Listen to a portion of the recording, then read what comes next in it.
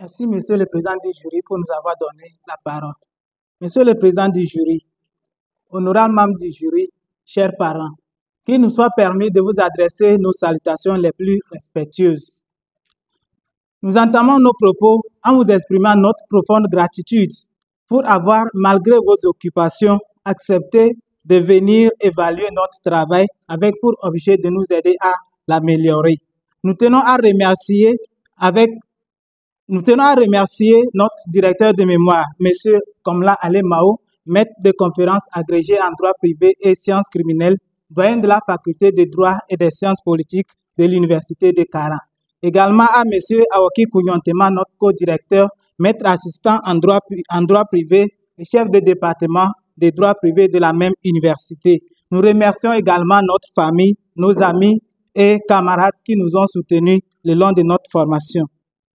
Monsieur le Président du jury, honorable membre du jury, cela fait pratiquement une décennie que le législateur togolais et le gouvernement togolais, tous deux, ont fait d'une priorité le foncier, faisant appel à une attention particulière.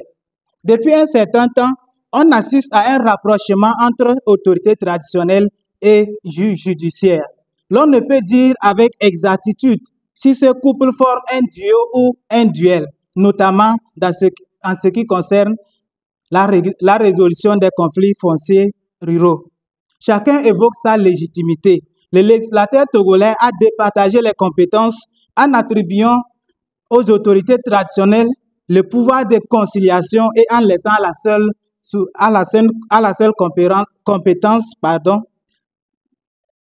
au juge judiciaire le règlement contentieux. Malgré cette précision du législateur, le constat dans la pratique laisse planer des interrogations. C'est dans ce contexte qu'intervient notre sujet intitulé « La participation des autorités traditionnelles dans les contentieux fonciers ruraux au Togo ». Le législateur togolais a énuméré les autorités traditionnelles sans pour autant donner une définition de cette notion. On peut néanmoins retenir que l'autorité traditionnelle est une personne physique placée à la tête d'une unité administrative qui détient une autorité et un pouvoir basés sur des traditions, des coutumes et des croyances ancestrales. Gardien des traditions et coutumes, veille à la cohésion sociale et à la pérennisation des coutumes et tire sa légitimité par élection ou par désignation coutumière. Le terme contentieux désigne, selon Serge Brodeau, toute procédure destinée à faire juger par un tribunal de la recevabilité et du bien fondé des prétentions opposant une ou plusieurs personnes à une ou plusieurs autres. Le foncier rural est entendu comme l'ensemble des terres occupées par des activités agricoles, pastorales, sylvicoles, piscicoles ou destinées à accueillir l'une ou l'autre de ces activités. Les terres rurales sont situées en dehors des zones urbaines, des zones à urbaniser ou des zones d'urbanisation future telles que définies par les documents d'urbanisme. Monsieur le Président du jury, on remarque la présence de l'autorité traditionnelle dans la phase pré-procédure et dans la phase procédurière du règlement des conflits fonciers ruraux. De la sorte, Monsieur le Président, on se pose la question à savoir quelle est la part de l'autorité traditionnelle dans les contentieux fonciers ruraux. Monsieur le Président du jury, honorable membre du jury, quel est l'intérêt de cette recherche? Cette recherche a permis de révéler de façon théorique des opinions ou positions doctrinales sur la question de la participation des autorités traditionnelles dans les contentieux fonciers ruraux. De façon pratique, ce travail place aux mains des professionnels de la justice des éléments pouvant leur permettre d'améliorer la procédure du contentieux foncier rural. Il fait l'état des lieux et permet aux législateurs de relever les défis liés à l'intervention des autorités coutumières dans la résolution des conflits fonciers en milieu rural. Monsieur le Président du jury, honorable membre du jury, chers parents, nous sommes parvenus à des résultats après nos recherches que nous avons regroupés en deux parties. Premièrement, il s'avère que la participation de l'autorité traditionnelle est incontournable dans la phase pré-procédure. Ces caractères incontournables relèvent du fait que des prérogatives sont reconnues aux autorités traditionnelles en ce qui concerne la gouvernance foncière rurale. D'abord, il faut relever que les autorités traditionnelles sont des dépositaires de connaissances sur le foncier rural. Ensuite, il faut relever que les pouvoirs leur sont attribués en matière de prévention et de règlement des conflits fonciers ruraux. Monsieur le Président du jury, le caractère incontournable de la participation des autorités traditionnelles dans le contentieux foncier rural relève également du commandement de la loi. En effet, la loi a consacré une obligation de procéder à un règlement amiable auprès d'une autorité traditionnelle territorialement compétente en ce qui concerne la résolution des conflits fonciers ruraux.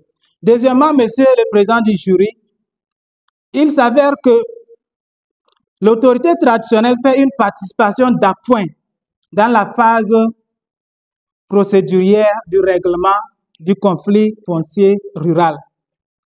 Ce faisant, elle intervient pour appuyer les juges à travers sa décision préalablement rendue, lui fournissant des éléments de preuve tels que les témoignages, les présomptions et les indices.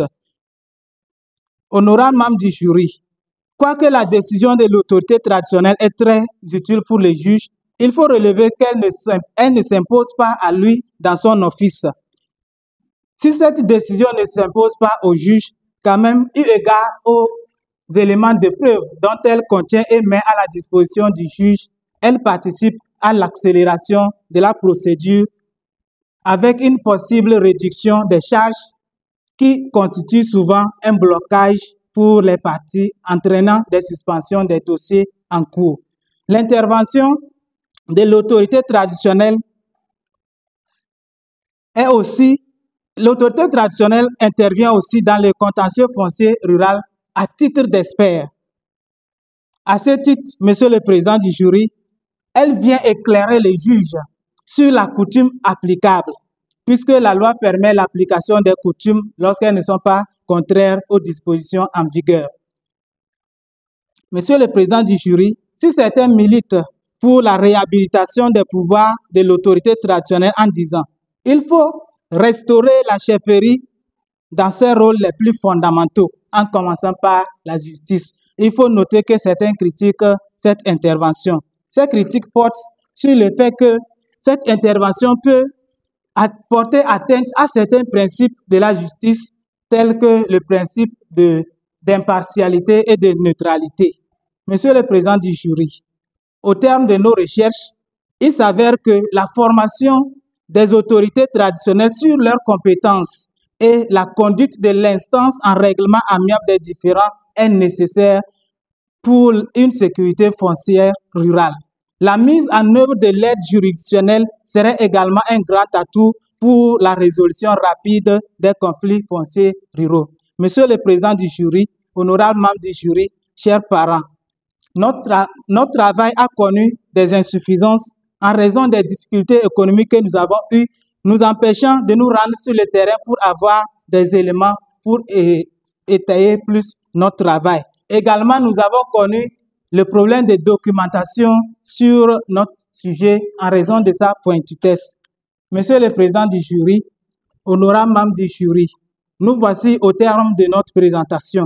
Conscients des insuffisances que peut comporter notre travail, nous nous soumettons à vos observations qui nous permettront d'améliorer sa qualité si ce document venait à être accepté. Nous vous remercions, Monsieur le Président du jury. Merci, Bilal. Dans le cadre de votre mémoire de master recherche intitulé La participation des autorités traditionnelles dans le contentieux foncier au Togo, ce jour, le jury vous a écouté après quelques observations.